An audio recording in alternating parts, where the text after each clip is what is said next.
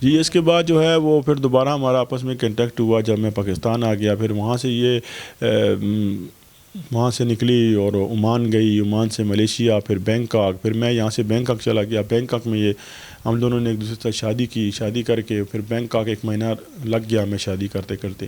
Process کاغذات کے سارے ڈاکومنٹیشن کلیئر کرنے کے بعد پھر یہاں پاکستان واپس آ گئے. تو پھر ہمارے 4 بیٹے جو ہیں وہ وہاں پہ آئی تھی موبائل سیل کرنے کے لیے. تو بس اللہ کی قدرت ہے, اللہ تعالیٰ نے جہاں انسان کا لکھا ہوتا ہے وہیں انسان کا مقدر کی بات ہے. تو بس آپس میں ہماری انڈرسٹینڈنگ ہو گئی. کچھ عرصے کے بعد میں نے ان کو پرپوز کیا شادی کے لیے, تو انہوں نے حامی بھر دی. اور اس کے بعد پھر ہماری مشکلات شروع ہو گئی. مطلب ہے کہ ان کے جب انہوں نے اپنے گھر میں بات کی تو ان کے گھر والوں نے ان کو پہلے تو بولا کہ ان کا پاسپورٹ کدھر کا ہے, کہ پاکستانی ہے تو پھر تو نہیں, اگر اماراتی پاسپورٹ ہے تو پھر شادی کا ہم جو ہے نا اجازت دے دیں گے. پنجاب کی تمام ویڈیوز دیکھنے کے لیے ہمارے چینل کو سبسکرائب کریں اور بیل کے آئیکن کو پریس کریں تاکہ ہماری آنے والی تمام ویڈیوز آپ تک بآسانی پہنچ سکیں. السلام علیکم ناظرین, میں ہوں آپ کا میزبان عثمان اور آپ دیکھ رہے ہیں میرا پنجاب. ناظرین میرے ساتھ ملک ابصار جو ہیں وہ موجود ہیں. ان کی بیوی اور بچوں کو UAE میں یرغمال جو ہے وہ بنا لیا گیا. سفیر کی جانب سے سارا معاملہ یہ کیا گیا. سفیر کے ساتھ ان کی کوئی تلخ کلامی ہوئی. آپ نے پچھلی ویڈیو میں دیکھا, انہوں نے بتایا جو سفیر ہیں ان کے ساتھ کوئی تلخ کلامی ہوئی, جس کے بعد جو سفیر تھا ان کے ساتھ کچھ پرسنل ہو گیا, کیونکہ ان کی جو شادی ہے وہ اماراتی لڑکی جو ہے UAE کی جو نیشنل لڑکی ہے اس کے ساتھ ہوئی. ان کا آپس میں سارا معاملہ تھا, ان دونوں نے آپس میں پیار کیا. یہ وہاں پہ جا کے ملازمت کرتے تھے. کس طرح سے ساری کہانی جو ہے وہ سٹارٹ ہوئی وہ انہی کی زبانی جانتے ہیں. السلام علیکم. جی وعلیکم السلام. ابصار بھائی مجھے بتائیں کس طرح سے سارا معاملہ سٹارٹ ہوا جب آپ UAE میں گئے نوکری کرنے کے لیے پاکستان سے, اس کے بعد کیا سارا ہوا؟ جی میں وہاں پہ UAE میں نوکری کرنے کے لیے گیا تھا. تو بعد میں کچھ عرصے کے بعد میں نے اپنی موبائل شاپ ایک بنائی. تو یہ ایز اے کسٹمر وہاں پہ آئی تھی موبائل سیل کرنے کے لیے. تو بس اللہ کی قدرت ہے, اللہ تعالیٰ نے جہاں انسان کا لکھا ہوتا ہے وہیں انسان کا مقدر کی بات ہے. تو بس آپس میں ہماری انڈرسٹینڈنگ ہو گئی. کچھ عرصے کے بعد میں نے ان کو پرپوز کیا شادی کے لیے, تو انہوں نے حامی بھر دی.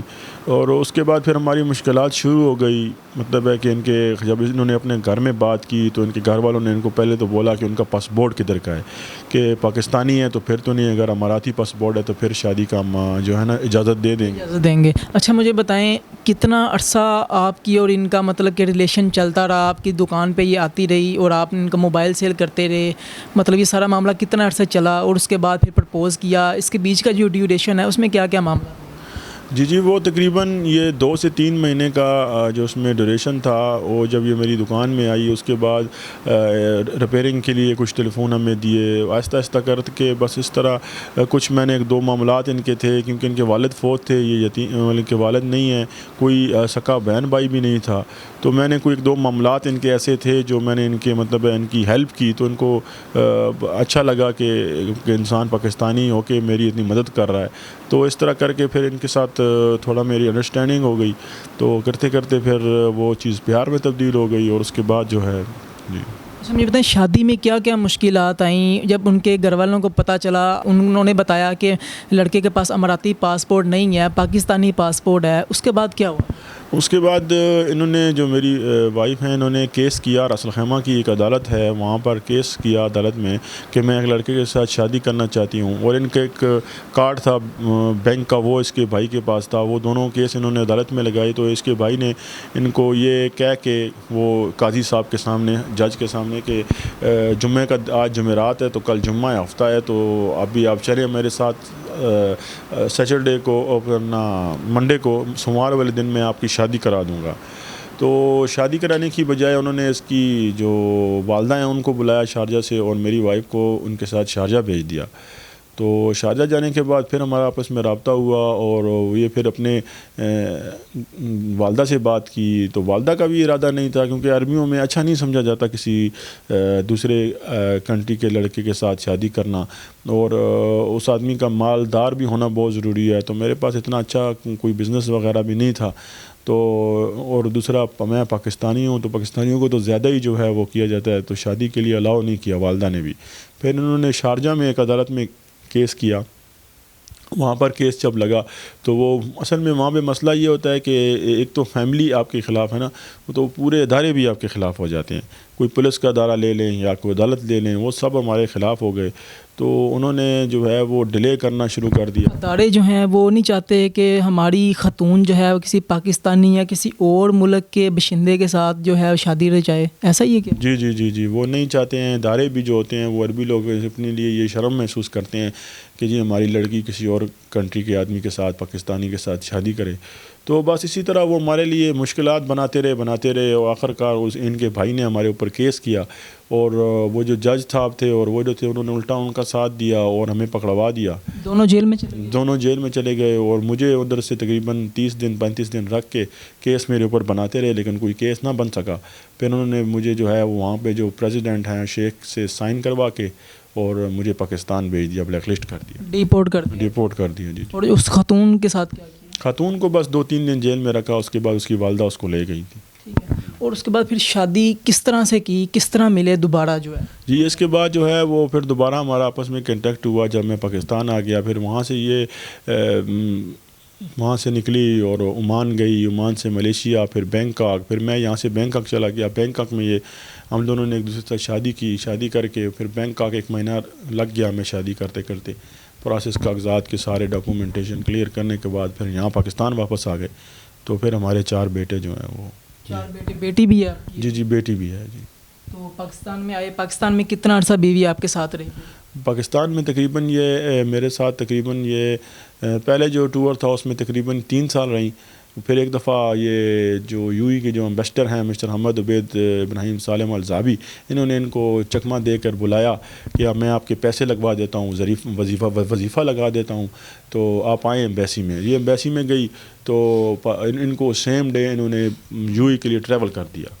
تو مجھ سے پوچھا بھی نہیں کہ تمہارے بچے ہیں، اس ٹائم 2 بچے تھے۔ جب یہ وہاں پر گئی تو وہاں سے مجھے پتہ ہی نہیں، میں گیا ایمبیسی کے باہر، وہاں جھگڑا کیا، رولے کی، پوچھا ان سے پہلے تو کوشش کی کہ مجھے بتا دیں کہ میرے بچے کدھر ہیں، اگر دبئی بھی چلے گئے ہیں میں سکون میں ہو جاؤں کہ کل سے مجھے پتہ نہیں ہے کدھر ہیں۔